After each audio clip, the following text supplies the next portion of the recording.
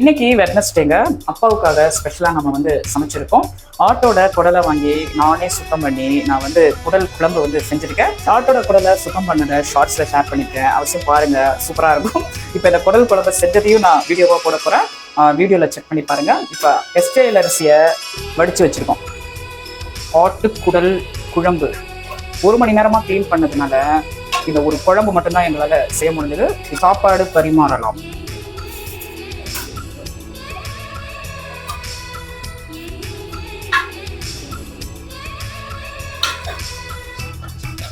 Cut mango பிக்கல் வச்சுக்கலாம்.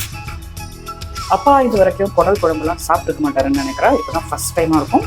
சின்ன வயசுல மேபி எங்கேயாவது சாப்பிட்டுருக்கலாம். இருந்தாலும் வீட்டு சமையலில் குடல் குழம்பு இப்போ தான் சாப்பிட்றாருன்னு நினைக்கிறேன். இதை கொண்டு போய் அப்பாவுக்கு கொடுப்போம். மலையோரம்